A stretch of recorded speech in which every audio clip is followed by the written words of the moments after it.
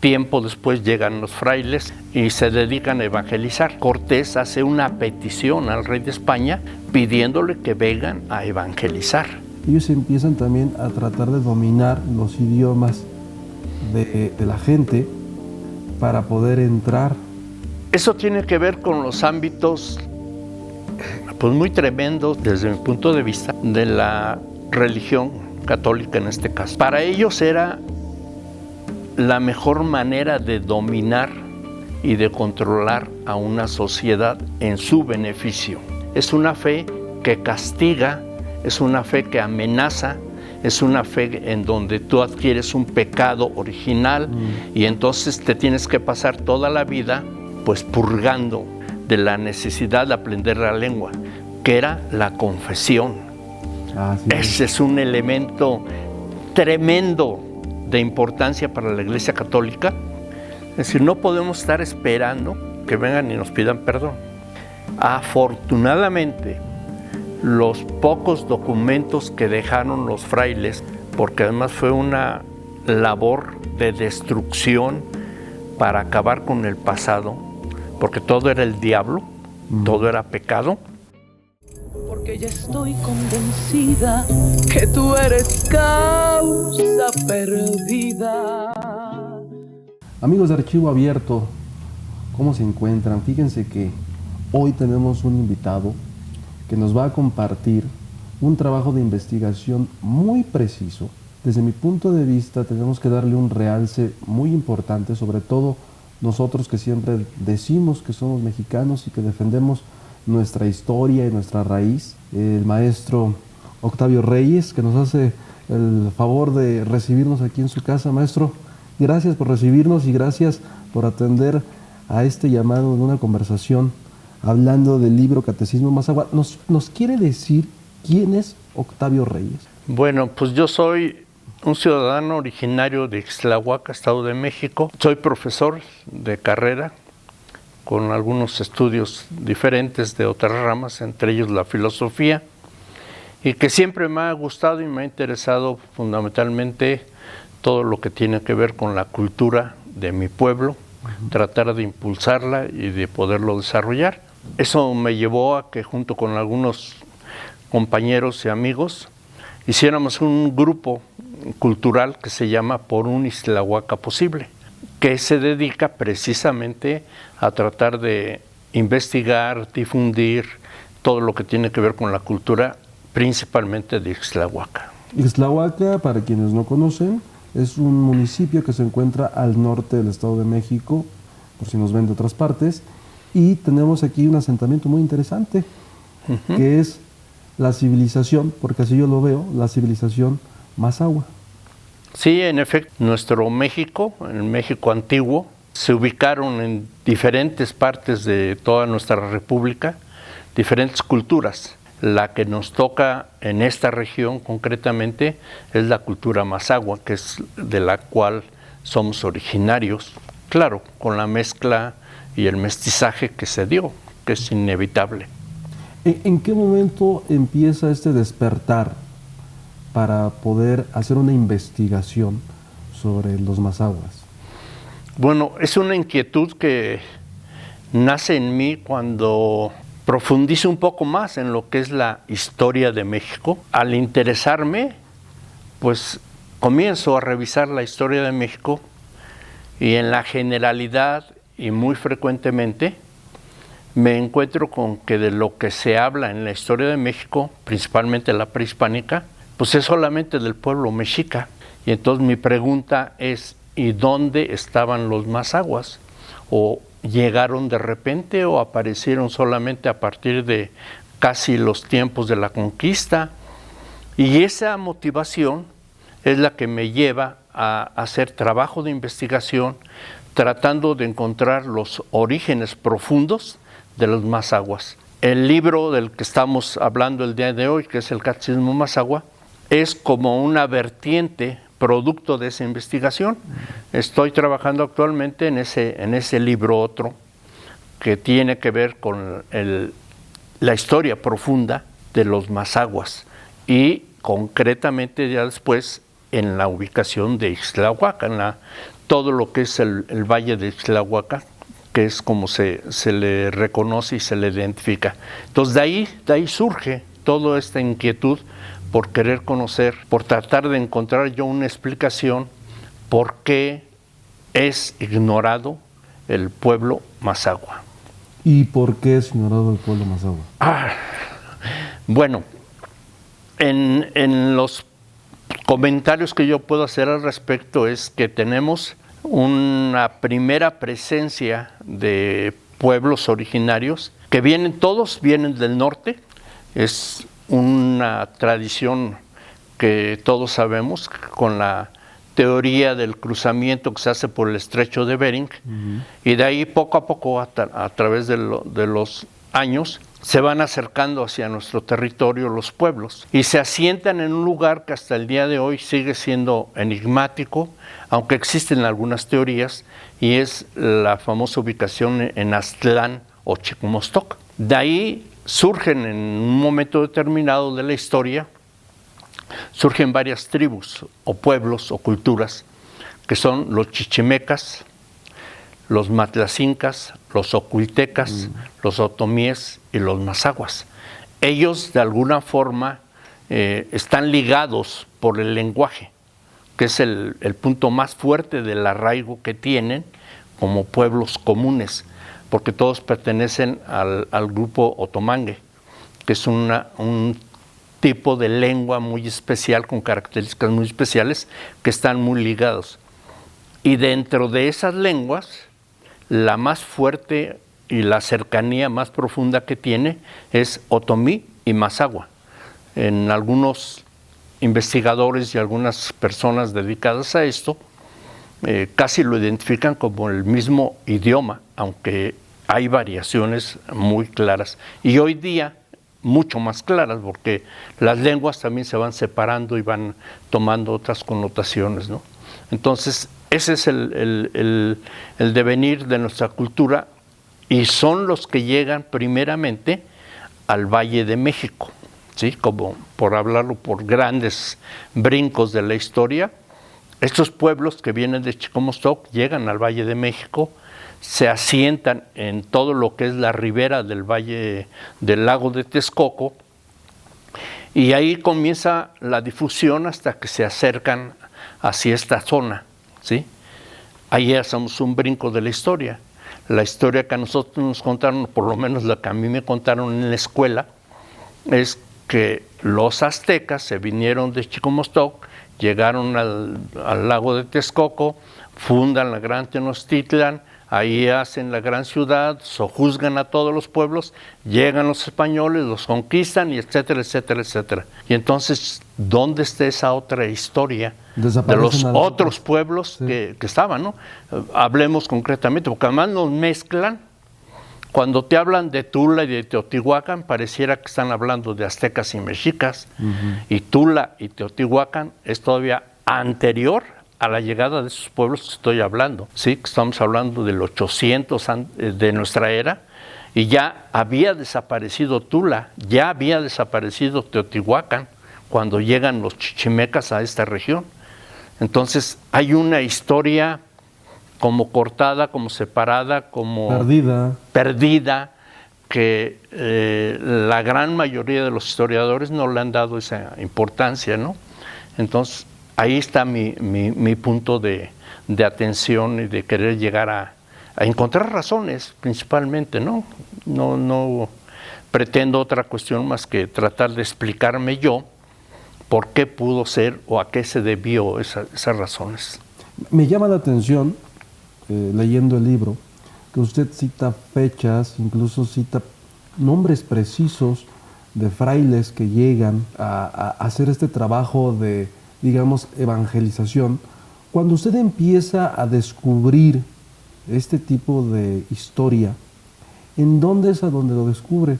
Porque son difíciles los datos que usted da, y son datos precisos, con años y con nombres. Bueno, la historia que yo tomo para el libro concretamente arranca a partir de la conquista. Sabemos igualmente, ¿sí?, que cuando llegan los españoles tiempo después llegan los frailes y se dedican a evangelizar. Esa es una historia muy rápida y muy simplista de poder contar la historia de México. La realidad es que desde que llega Cortés a territorio mexicano, lo que hoy es México, ya venían acompañándolo a él 2 que eran capellanes. Los capellanes venían al servicio de la tropa para cuestiones de fe, de atenciones de esa naturaleza, pero no tenían la atención de poderse preocupar por evangelizar, porque no traían la intención esa. Mientras tanto, en España hay cambios en los movimientos de los reinados y demás, y es con Felipe II a quien se le ocurre el hecho de que debieran de venir a evangelizar, y para eso nombran algunas comisiones. Vienen unos primeros frailes, entre ellos viene Fray Pedro de Gante, y Juan de Tecto y Juan de Ahora, casi se llamaban. Estos 2 frailes se van con Cortés a la conquista de las Cibueras, Honduras, hoy día, y mueren allá. Y el que se queda es Fray Pedro de Gante. Y propiamente a él se le puede considerar el primer fraile que comienza a evangelizar. Pero curiosamente, Fray Pedro de Gante no era fraile. Venía con esa investidura, con esas características, y bueno, pues se queda aquí en México para comenzar a hacer una gran labor que realiza, ¿no? Posteriormente, es hasta el 13 de mayo de 1524, cuando mandan la primera expedición formal de frailes para evangelizar. Pero antes ya había habido un intento en España, solamente que por diversas características, tanto políticas como de enfermedades, como etcétera, los primeros 12 frailes que iban a venir, pues terminan no viniendo, y es este segundo proceso cuando llegan, todos ellos de la Orden de San Francisco. Y es también Cortés hace una petición al rey de España pidiéndole que vengan a evangelizar, que es necesario que difundan, pues va descubriendo la magnitud de territorio que es, y van viendo, acuérdate que hay ahí pues muchos conceptos que tocan una parte muy sensible de nuestro México, que es la parte de la fe católica, ¿sí? En donde comienza desde los conceptos que tenían para las culturas originarias, en donde los llegaron a considerar no humanos, por el hecho de que al no conocer a Dios, pues no eran humanos, porque no tenían alma, por eso no conocían a Dios Jesucristo. Sí, porque ellos tenían sus propios dioses. Ellos tenían su propia cultura y tenían mucho más conocimientos en algunos aspectos que la misma España de aquel entonces, ¿no? Incluso aquí usted rescata que hacen los frailes un trabajo que yo no lo conocía esto. Ellos empiezan también a tratar de dominar los idiomas de la gente para poder entrar dentro de los círculos y poder hacer la evangelización. Eso a mí nunca se me hubiera ocurrido, ni en la historia está. Al contrario, nosotros pensamos que el idioma español se les fue impuesto de una manera abrupta.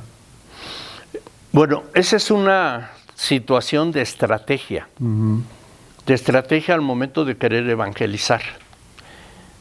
La evangelización, fundamentalmente en la parte medular de ella, se enfocan con los niños, no con los adultos. Sí. Ahí es muy entendible, ¿no?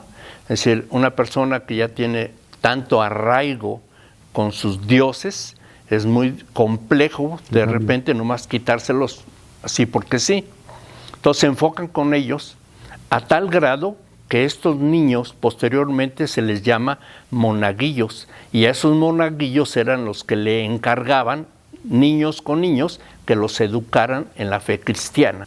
Entonces este proceso era una estrategia, y llega un momento en que se encuentran con el gran problema del idioma, porque acuérdate, no solamente estamos hablando de náhuatl, es tarasco, purépecha, es mazahua, es otomí, es maya, es olmeca, es infinidad de idiomas, ¿sí? Hasta la fecha parece que todavía tenemos 52 idiomas en la República Mexicana.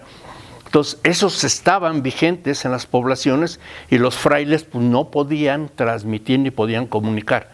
Entonces, una ordenanza que da Felipe II, rey de España, de que era obligado que tenían que aprender el idioma de la población donde correspondía para poder penetrar mejor y poderlo comunicar, la enseñanza y la evangelización. Y lo tuvieron que hacer, ¿no? Cuando usted ve en retrospectiva esta, no sé si llamarlo conquista, hace rato ¿sí? Lo hablábamos, ¿no? ¿Cuál cree que fue el mejor camino que pudo haber tenido esta mezcla de civilizaciones? El que llegara, aunque no sé si de manera muy romántica o de manera muy fuerte, el que llegara la nueva religión, la nueva civilización y permeara, o que fuera ajeno, que se respetara eso. Eso tiene que ver con los ámbitos pues muy tremendos desde mi punto de vista de la religión católica en este caso. Para ellos era la mejor manera de dominar y de controlar a una sociedad en su beneficio. Esto lo sabemos a lo largo de la historia de la religión también, no es que yo me lo esté inventando, ¿sí? Sabemos muy bien que en las primeras etapas de la aparición de Jesucristo, en su tiempo de predicación y de difusión, pues Él muere, es crucificado, resucita, etcétera, que eso es a lo que se dice. Pero luego viene una etapa de aproximadamente 4 siglos en donde existen los llamados padres de la Iglesia, y estos padres de la Iglesia son no necesariamente sacerdotes, todos ellos, aunque algunos después los santifican, que son los que van a ir conservando la enseñanza que se tiene o se maneja alrededor de la Biblia, ¿sí? Y es hasta el Congreso de Nicea donde se reúnen porque así le convenía a Constantino, rey de Constantinopla, le conviene para poder sojuzgar y dominar todo lo que era la herencia del Imperio Romano. Entonces, en ese concilio manda a traer a los obispos que estaban regados por toda la Europa de aquel entonces para que se pongan de acuerdo y puedan tener como que la Biblia oficial, ¿sí? Una Biblia que convenga a los intereses del Imperio Romano. Imperio Romano germánico también, que debemos remarcarlo. No era precisamente solo la zona que conocemos de ahí, Nicea queda en la parte norte de Italia, ni siquiera es italiano, pero había mucho de estos detalles y viene la ordenanza, se acomodan y entonces viene el gran fenómeno. Roma perseguía a los cristianos y a partir de Constantino, Roma persigue a los que no sean cristianos, porque así convenía, porque podían estar más en orden, porque ya no había tanto conflicto. Te debo decir que esto es muy interesante de poderlo leer y estudiar, porque este famoso concilio pues no fue tan simple de ponerse de acuerdo, ¿no? Toma en cuenta que había muchos criterios y gente que yo defiendo esto, yo defiendo aquello, los famosos evangelios que no fueron escritos por quienes se dice, porque hay, según los historiadores, pues hay 2 o 3 versiones que entre un primer evangelio y el siguiente evangelio, pensemos de Santiago, pues hay aproximadamente 300 años de diferencia. O sea, hay mucho de ahí que no se cuenta o que no se conoce a fondo porque no es así. Entonces, en conclusión, a la Iglesia Católica, porque comienza a dominar a los mismos emperadores, le conviene seguir con ese dominio mediante el uso de la fe. Y es una fe muy curiosa, es una fe que castiga, es una fe que amenaza, es una fe en donde tú adquieres un pecado original y entonces te tienes que pasar toda la vida pues purgando los pecados para que te pueda salvar tu alma. Ese es el ámbito donde se está moviendo todo esto, y con ese tipo de creencias, que más adelantito hay otro movimiento tremendo que es el Concilio de Trento, que esto se lleva aproximadamente unos 25, 30 años en ese concilio. O sea, son 3 fases en donde se establecen y vuelven a aparecer nuevamente, volver a reordenar toda la Biblia, el Antiguo Testamento, que sí, que no. Y en ese concilio de Trento hay un personaje muy fuerte que es Arriano, que es un sujeto, también es obispo, pero él maneja otro tipo de pensamiento acerca de lo que era la Iglesia Católica. Para esto, ya la Iglesia Católica ya tenía muchas fisuras, porque era la época de la venta de indulgencias, era la época en donde los obispos cobraban, les tenía que mantener, etcétera, etcétera, etcétera. Y aparece por ahí un sujeto que lanza una famosa reforma, y esa famosa reforma de la Iglesia Católica impacta tremendamente en la Iglesia Católica, porque entonces este concilio se hace para poder soportar la famosa reforma que se está viniendo con Lutero, posteriormente también con Juan Calvino, para poder contener estas enseñanzas, todo lo que había, ¿no? Este movimiento que te platico es con las enseñanzas con las cuales llegan los frailes franciscanos. Toda una serie de ordenanzas de acomodo de la Biblia, acomodo a modo, de qué sí con la doctrina, qué no con la doctrina, qué tenía que ver Dios Padre, Dios Hijo, Dios Espíritu Santo, es Trinidad, no es Trinidad, etcétera, etcétera. Ese es el ambiente cuando llegan los frailes a cambiarte una religión que tú ya tenías y que además les hace muchísimo impacto a ellos, ¿no? Y afortunadamente esto lo conocemos por documentos que dejan los mismos pueblos originarios de ese acercamiento con la nueva religión, ¿no? Y el impacto tan tremendo psicológico, espiritual que les provoca la presencia de una nueva religión. Social también. Impuesto por las armas primeramente, y después impuesto a través de eso que tú mencionabas y que yo lo menciono, que es la conquista de la fe. ¿Sí? Es una conquista que viene a facilitar todo el proceso de acercamiento y de dominio de los españoles, porque es a través posteriormente de la fe como se van a mover muchísimo más fácil para poder sojuzgar a los pueblos que tenían aquí. Y justamente ahorita que menciona lo de la fe, en las primeras páginas del libro usted hace una semblanza, igual, con datos muy precisos, de la llamada Catedral Mazahua de Ixtlahuaca. Entonces, todo esto es fe, a final de cuentas, es un camino que se une de las dos, digamos, civilizaciones, que nos llevan ahora a una simbiosis en un templo católico que hoy se celebra como Catedral Mazahua.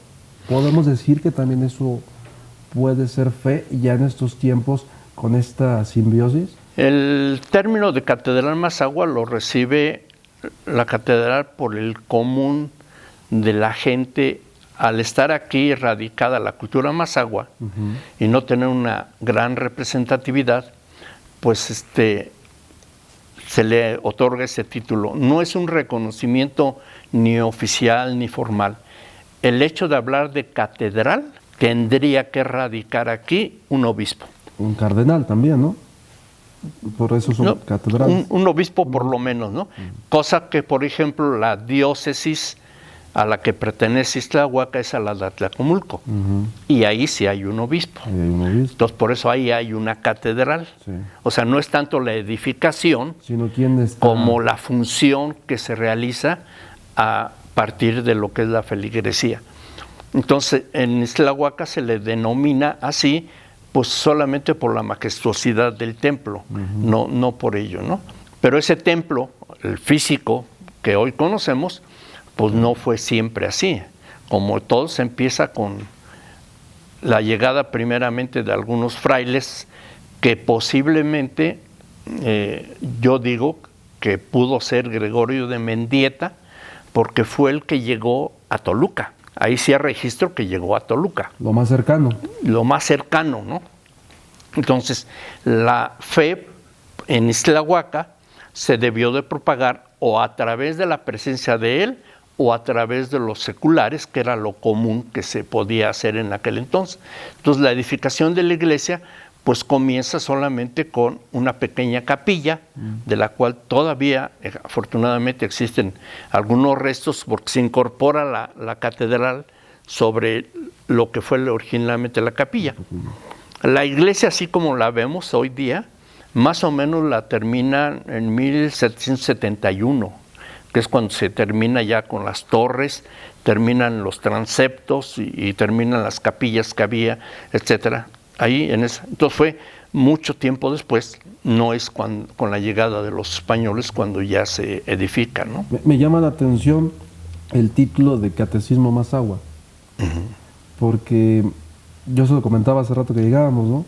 Pareciera como si esta conquista, vamos a ponerlo entre comillas, porque yo también estoy de acuerdo con lo que platicábamos, no siento que sea una conquista del todo, pero tuviera un tinte rosa, porque desde la investigación que usted hace, entrar con los niños, ¿no?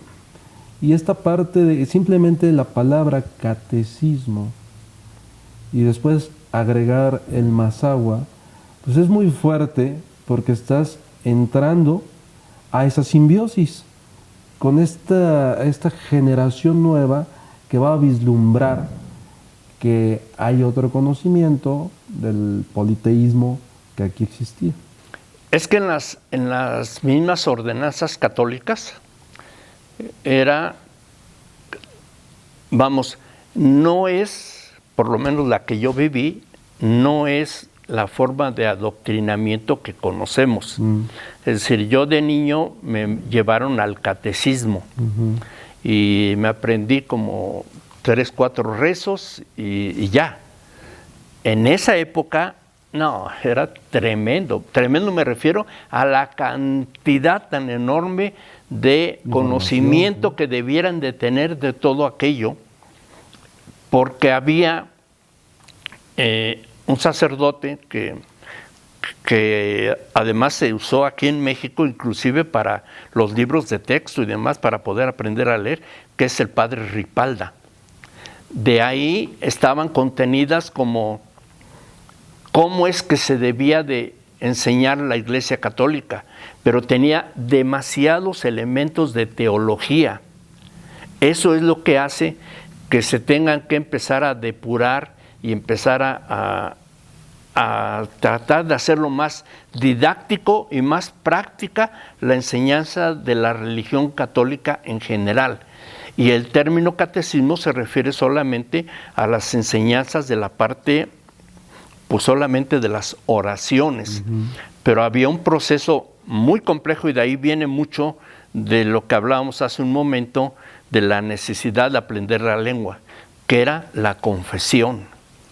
Ese es un elemento tremendo de importancia para la Iglesia Católica, el que tú me dijeras qué hacías, dónde habías ido, qué tenías, con quién habías ido, de qué hablabas, a qué te dedicabas. Y algo que también me llama mucho la atención es cuánta importancia le daban los frailes de esa época a la cuestión sexual.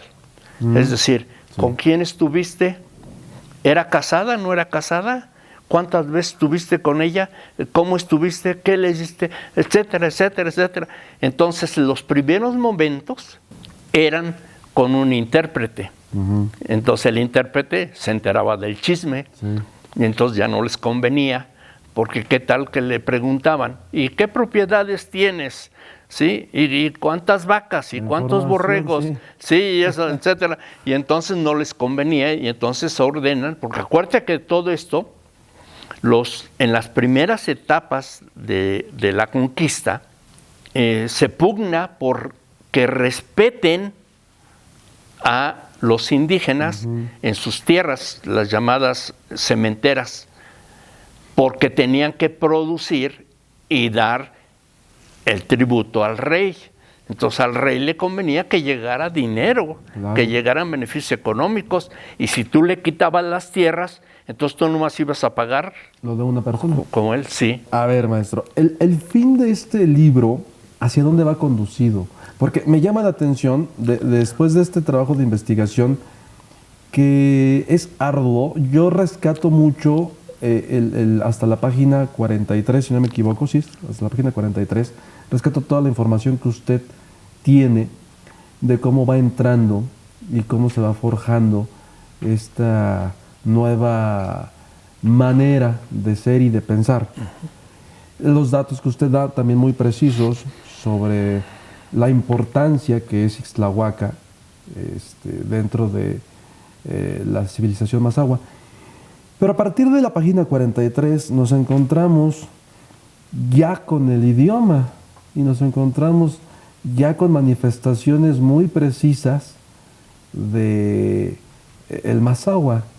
Creo que si no estoy equivocado, el libro va encaminado justamente a rescatar, y aunque suene muy trillada la palabra, porque siempre se dice, pero difícilmente se ejecuta, a rescatar esta civilización y esta esencia. Sí, regresando un poquito a lo que hablábamos, las enseñanzas de la doctrina cristiana en general, del culto religioso, abarcaban pues muchas facetas.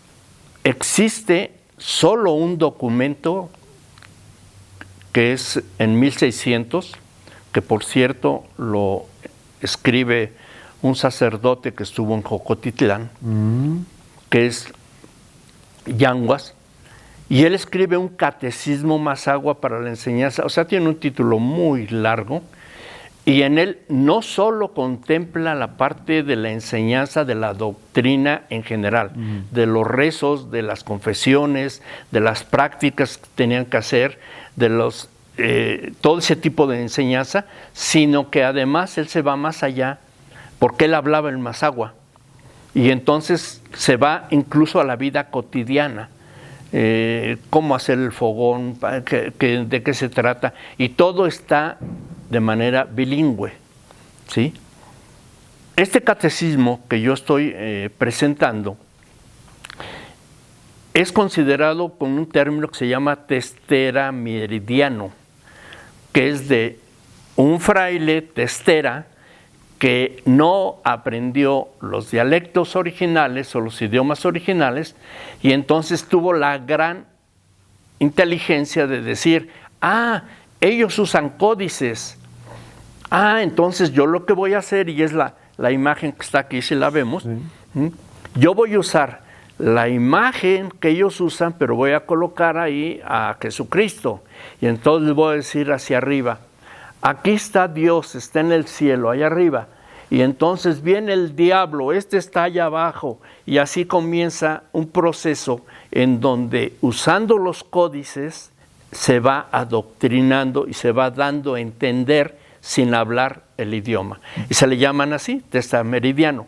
De existe un documento que es el Catecismo Mazahua, pero la intención que yo tuve es tratar de mostrarlo tal cual es, paso a paso. ¿A qué me refiero con paso a paso? Que está en idioma Mazahua, está en idioma español, pero además está frase por frase coincidente con las imágenes, lo cual permite tener pues una mostración más didáctica de qué se trata, ¿no? Sí. Porque aquí vamos viendo que cada uno de esos dice en el primero, ¿sí?, amar a Dios, ¿sí?, más que lo creado, y así se va.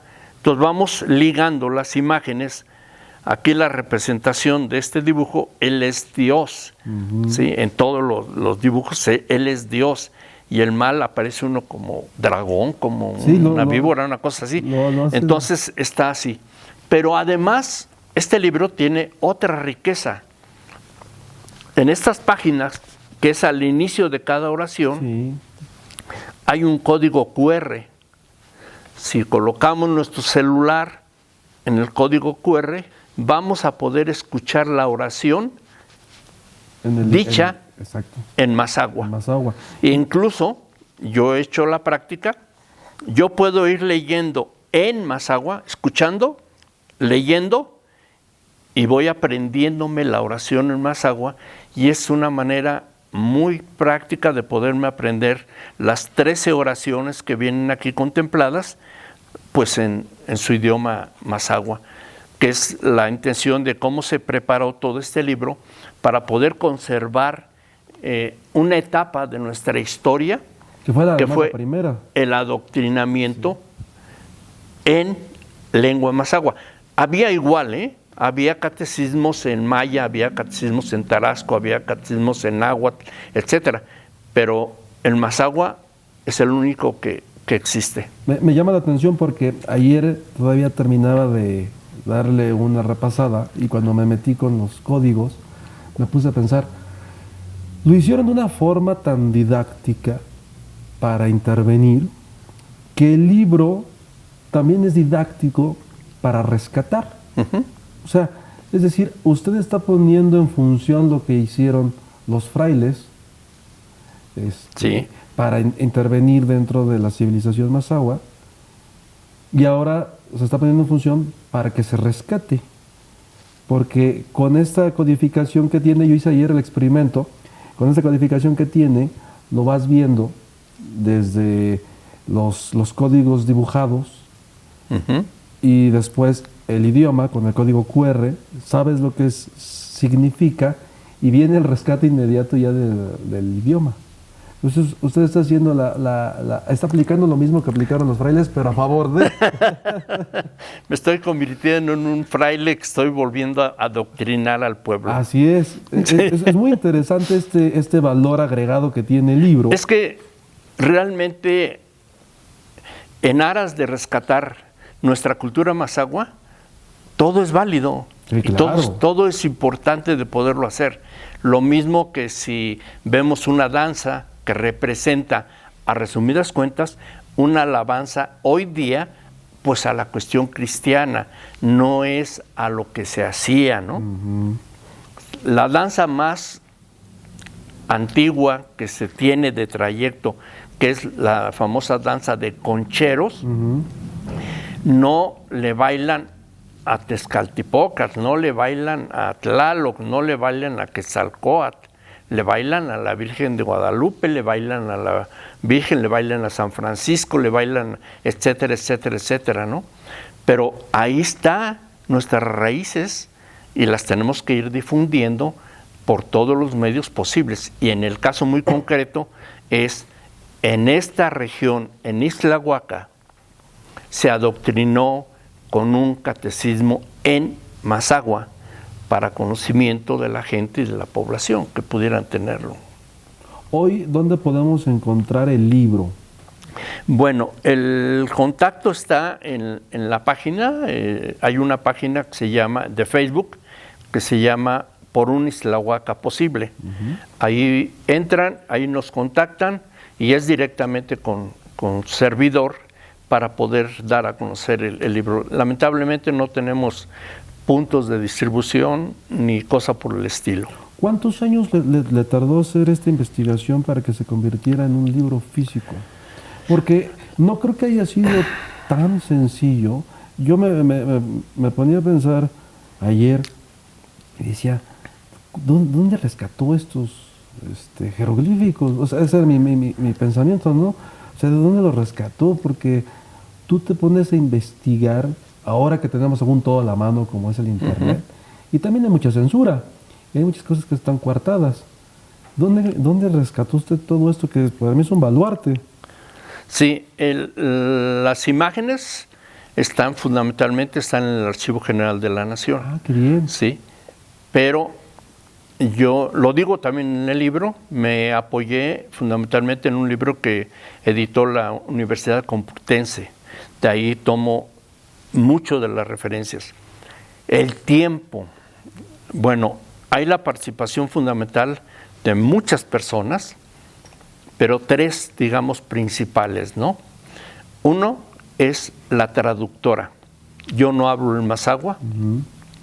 Entonces tuve que recurrir a una persona especialista en lenguas para que ella pudiera hacer las traducciones y la escritura, porque hoy día, afortunadamente, el mazahua ya se puede escribir con lenguaje en español, digamos. Entonces, fue necesario con ella, que es la maestra Elizabeth Toribio, la traductora de eso. Y viene la otra etapa, es decir, de los documentos que yo te platico, donde está el catecismo mazahua con las ilustraciones, son dibujos como los que hacían o hacen los niños, de bolita y palitos. Entonces, la editora de este libro, que es la maestra Patricia Romero, también es ilustradora, y ella se dio a la tarea de ilustrar uno por uno, que son aproximadamente, no los he contado, pero son más de 1500 los dibujitos que tuvo que dibujar, iluminar y colocar, ¿sí? Y eso fue en base a todo lo que usted descubre en el Archivo General de la Nación.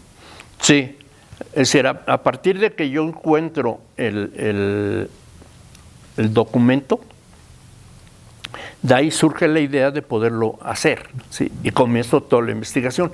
Te recuerdo que estoy haciendo una investigación sobre los orígenes de los mazahuas. Ese es el origen. Y eso me llevó a encontrarme con el catecismo mazahua. Y de ahí dije, pues voy, o sea, ya tengo elementos, ya tengo esto.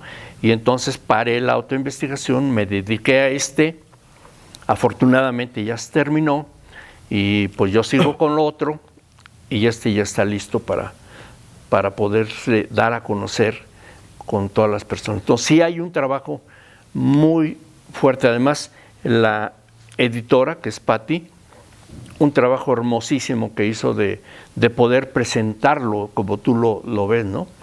Porque originalmente están presentados así como tiras. En algunas partes respetamos, hay una como flechita. Esa flechita es para indicar que la oración se tenía que leer de aquí para allá o se tenía que leer de aquí para acá, porque se les terminaba el papel y entonces brincaban acá, entonces seguía, pero era para acá, no tenía que leerse, etcétera. Entonces en algunos lo dejamos, aunque ya no representan. Se leen como es normal, de izquierda a derecha, cada renglón de oraciones, y se va continuo así. Entonces, todos esos son elementos ya del diseño, de la forma atractiva que uno lo puede presentar el libro, pues para que sea más digerible, ¿no?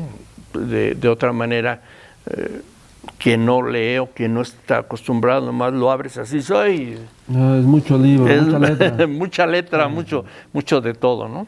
Y yo creo que este libro debería de llegar desde mi punto de vista, con el contexto que usted tiene, debería de llegar a los niños de kinder, debería de llegar a los niños de primaria, así como hicieron los frailes. Debería de llegar este libro a las escuelas, porque hablamos de rescate, ¿no?, de nuestra cultura. Hace rato hablábamos de un expresidente de la República que estaba pidiendo que se le pidan disculpas al país. Bueno, eso no basta con que la corona española venga y pida disculpas a México. Creo que nuestro trabajo como mexicanos es que este tipo de información llegue a las generaciones que son los más chicos, para que lo vean como algo natural, porque son los que de pronto empiezan a enseñar a los padres o a los hermanos mayores este descubrimiento, ¿no?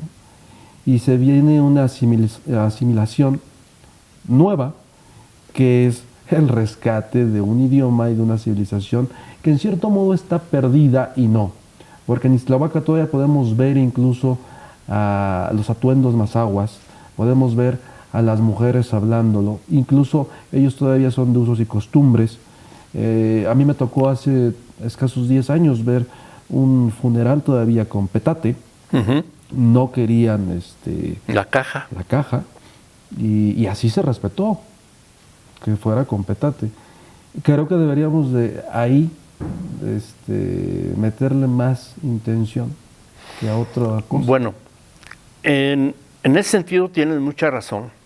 Es decir, no podemos estar esperando que vengan y nos pidan perdón. Afortunadamente, los pocos documentos que dejaron los frailes, porque además fue una labor de destrucción para acabar con el pasado, porque todo era el diablo, todo era pecado, y destruyen todos los códices, ¿no? Y aquí hay un detalle bien curioso que quiero comentarte, ¿no? Hay un códice que es el Tonalamat. Ese códice trata sobre lo voy a decir de esta manera, sobre los embrujos, los hechizos, las cuestiones medicinales, el uso de hierbas, etcétera. El esoterismo. Que eso era totalmente más agresivo para la Iglesia Católica, y ese no lo destruyeron, o no sé por qué razón. Ese está el original. O sea, ese se salvó. No así los cantos que había, los bailes, las ofrendas, las maneras que tenían de venerar a sus dioses, etcétera. Todos esos códices los destruyeron, los quemaron, los acabaron. Y hay algunos como ese, que es curiosamente el más peligroso, pudiéramos decir, porque ahí se dice cómo adorar a los dioses, cómo venerarlos, cómo darles ofrendas, o cómo hacer mal, cómo poder atender, etcétera, qué tomar, qué no tomar, ¿Lo habrán etcétera. puesto en práctica? Y ese se quedó. Entonces ahora a nosotros nos toca, efectivamente, con lo que tenemos y que pudimos rescatar, volver a darle el apogeo y la fuerza que tenían nuestras culturas originarias, ¿no? Y lo que tú dices, bueno, sí debiera de llegar, pero acuérdate que en México tenemos una educación laica, afortunadamente, y pues este libro no creo que vaya a entrar ahí como parte del libro de texto. Pero como idioma, Porque es que... no, pero lo pueden tomar los sacerdotes católicos, pues para su doctrina, para seguirlo, y además hacen doble fomento. Sigo adoctrinando porque los rezos son tal cual siguen. Sí. Y por el otro lado, rescato la cultura mazahua en la cual estoy en esta región, ¿no? ¿Cuál es el rezo que más le gusta del libro? Que usted diga, desde que lo estuvimos investigando, desde que lo descubrimos y ahora que ya estoy familiarizado con él, es el que más me gusta. De los rezos, pues indudablemente el del Padre Nuestro. El Padre Nuestro, el universal. Sí, porque ahí hay 7 sentencias que se las iba a decir, pero no, mejor las investiga. No, claro, díganlo para que la gente... No, no, aquí vienen. Ok. Hay, Sí, para que compren el libro. Ahora, yo quiero hacer un paréntesis, si me permite. No sé a quién le vaya a llegar esta información, pero ojalá que el Fondo de Cultura Económica se eche un vistazo al libro. Tenemos tanto que rescatar. Y alguien de ustedes del Fondo de Cultura Económica que voltee, sobre todo ahorita que hablaba el maestro de la distribución, ustedes tienen muchos lugares donde se pueda colocar el libro. Yo conozco uno y lo voy a decir. Por ejemplo, para mí me gustaría que su libro estuviera exhibido en, no sé si conoce la librería La Bella Época, que está en La Condesa, en la Ciudad de México. no tengo el gusto de conocer. Que pertenece al Fondo de Cultura Económica. Ahí también hay presentaciones del libro. Si alguien de los que nos está viendo tiene esta cercanía con el Fondo de Cultura Económica, pues contacten al maestro para que este libro tenga este lugar que se merece, porque hablamos de que estamos en un momento de rescate cultural. Bueno, aquí está el rescate cultural. Sí, efectivamente, y bueno, pues se queda la invitación que tú haces, cosa que te agradezco. Al contrario. Abierta para que ellos se interesen o no. Lamentablemente mis actividades, mis enfoques no están en ese terreno, no es hacia la comercialización, vamos, no se me da, pero claro que sería muy bien recibido cualquier tipo de apoyo para la difusión. Exacto. Y que pueda llegar a muchos más núcleos que no necesariamente Mazahuas. es un documento muy importante de la historia de nuestro pueblo, de nuestro México, en donde se pudo rescatar y se pudo tener acceso a una información que es importante. Y además es un ejemplo, usted hablaba de otras civilizaciones, los tlaxcaltecas, los zapotecos, los otomíes, es un ejemplo que sirve para quien también está en la búsqueda del rescate en sus zonas geográficas, de sus idiomas, de sus usos, de sus costumbres, y como locomotora para un proyecto como este. Creo que el libro sirve muy bien, porque puede motivar a que se rescaten estas civilizaciones y la sabiduría que tenían ellos, ¿no?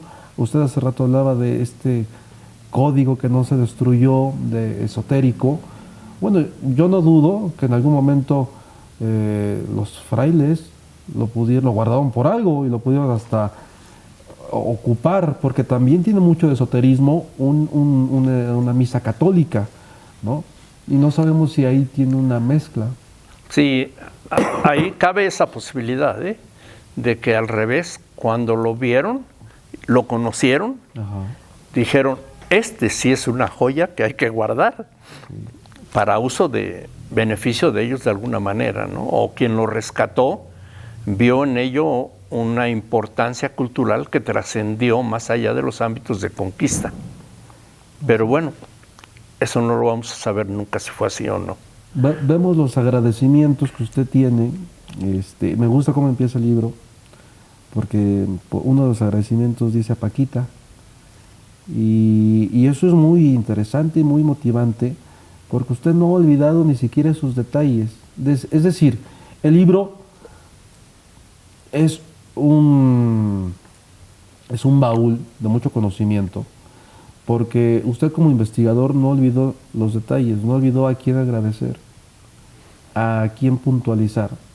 Lo que quiere decir que el contenido que tiene este libro, pues es igual, con ese cuidado y esos detalles. Yo por eso invito a la gente a que lo busque, a que no vamos a hablar a fondo del libro, porque de eso se trata, que ustedes lo busquen, que ustedes lo lean y que se difunda. Porque este conocimiento para mí es demasiado importante, sobre todo hoy que las generaciones, no sé ni siquiera qué generación soy yo, millennial y todo esto, están en la búsqueda de esto. Y estamos en un momento, un parteaguas, en el que mucha gente se va a interesar. Yo atino que va a ser mucho joven el que se va a interesar por este conocimiento. Sí, efectivamente. Yo te decía que en el libro hubo mucha participación de muchas personas que vamos, sería demasiado extenso estar haciendo toda una serie de agradecimientos a fulanito por esto, a menganito por eso, aquello. Pero tú mencionas a quien es siempre hay quien te censura, y en este caso es la censura número 1, ¿no? Porque no solo me ayude y colabora en la parte de mi bien expresarme por escrito, sino también con ella es ese ir y venir de las ideas, ¿sí? Porque no es solo leer y leer y leer y luego transcribir, sino tiene uno que madurar lo que ya está uno leyendo y saber si lo está uno interpretando bien, si lo está uno manejando adecuadamente. Y ella es a base de miles de horas de conversatorio, como se va construyendo y se va edificando todo esto que hoy vemos aquí, ¿no? Simplemente, ¿qué sí debe uno decir, qué no debe uno decir? ¿Dónde suena ataque, dónde suena a hipocresía, dónde suena? Entonces mejor para acá, movémonos y vámonos haciendo diferentes. Por parte también de la edición del libro. Claro, claro, todo, te repito, sí hay mucha más gente que participa y se involucra en todo esto. Te cuento un detalle, por ejemplo, hay hoy día el que yo considero uno de los investigadores más importantes en México del idioma mazahua, se llama Michelle Knapp, con K, Knapp. La traductora fue su alumna, y cuando estaba haciendo el libro, ella tuvo tanta prudencia que fue y lo consultó a ver si lo que estaba haciendo estaba correcto y si no, que le corrigiera y demás. Y cuando él se enteró de esta obra, me mandó regalar su obra, sin conocer, todavía no nos conocemos, pero solamente dijo, esto le va a servir. Y claro, me sirvió, ¿sí? Es un libro, por cierto, que te lo recomiendo que se consiga. Dentro de la obra de él, a la mitad, viene completo el libro de Diego de Yanguas. Diego de Yanguas. Porque hace un estudio sobre él, ¿sí? Profundo, muy bueno. Es un libro como de 800 páginas, algo así, ¿sí? Pero es sobre pura enseñanza profunda de Mazahua. Qué interesante. Sí, está muy... Te digo que hay mucha gente que colaboró, mucha gente que se va involucrando directa o indirectamente para poder hacer realidad. Uno de ellos eres tú. No, muchísimas gracias. Porque estás aquí y me estás permitiendo abrir un espacio de difusión, pues que yo no tengo, que yo no conozco. Al contrario, yo creo que este tipo de información y de conocimiento, para mí es un placer tenerlo en mis manos y que más gente lo tenga en sus manos. Hoy vivimos en la era de la tecnología, ¿no? Vivimos en la era en la que todo el mundo quiere tener conocimiento, pero es un conocimiento instantáneo. Sí. Y este tipo de conocimiento es un conocimiento que incluso te abre puertas, porque no dudo, así como van las generaciones, que en algún momento, como estuvo de moda el inglés, pues va a estar de moda uno de nuestros idiomas originarios, como el Mazahua o el Otomí. De hecho, he visto que hay un fenómeno con mucho extranjero que viene a aprender el idioma porque les sirve, les funciona. Claro. Sí, generalmente ellos tienen la visión de enriquecerse a través de un idioma para luego enriquecerse de la cultura de ese idioma. Entonces, pues habemos mexicanos que se dedican también a lo mismo, que lo hacen y que lo van publicando, ¿no? Pero hoy día pareciera que el uso de las tecnologías es lo único importante, con el gran y enorme riesgo que se tiene de lo inmediato, de la inmediatez, ¿no? Dura un minuto y listo, ya se acabó, ya lo que sigue. Dejarlo en un libro que perdurará y que siempre habrá quien lo va a consultar y lo va a tener y tendrá que dedicar el tiempo para ello, que no tenga la prisa que hoy se tiene con las tecnologías. Y que además tiene también un punto a favor este libro, que juega con la tecnología. Hablamos del código QR. Entonces es un libro muy a la vanguardia, que muy rescatable.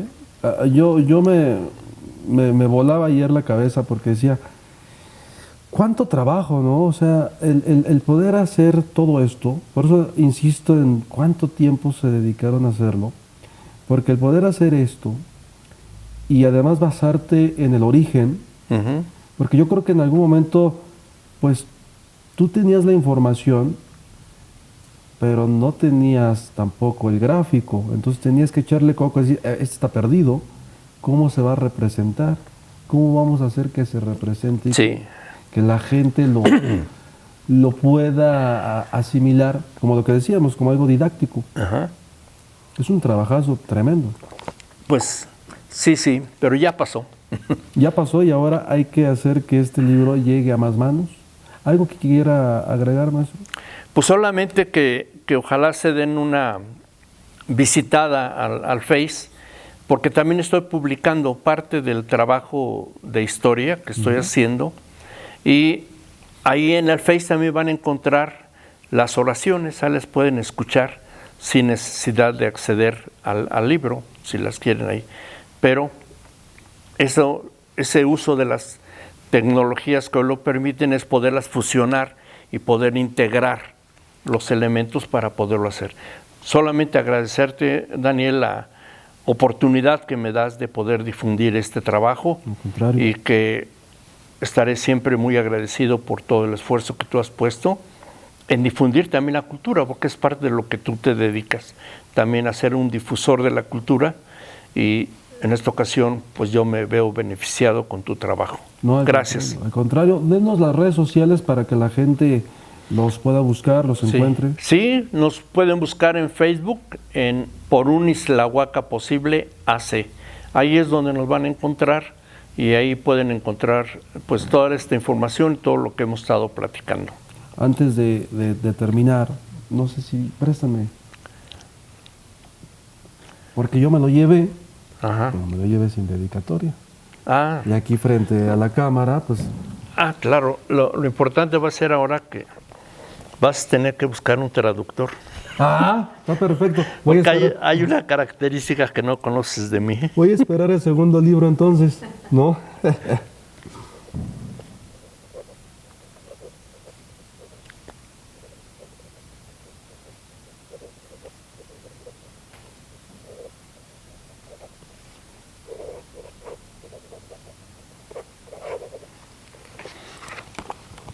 Espero que tengas traductor. Muchísimas gracias. Sí, ¿Sí, verdad? sí lo entendí. No, pues si leíste el Más Agua ya puedes entender eso. Sí lo entendí. Bueno, amigos de Archivo Abierto, gracias por habernos acompañado. Estuvimos con el maestro Octavio Reyes, hablando de un nuevo libro a la colección, Catecismo Mazahua. Y quien les interese, pues búsquenlo. Y reitero, por favor, a las instituciones que se dedican a difundir este tipo de editorial, también búsquenlo, porque creo que si estábamos hablando del rescate de la cultura mexicana, aquí tenemos un gran rescate. Maestro. Gracias, Daniel. Estamos aquí a la orden. Igualmente, maestro. Gracias.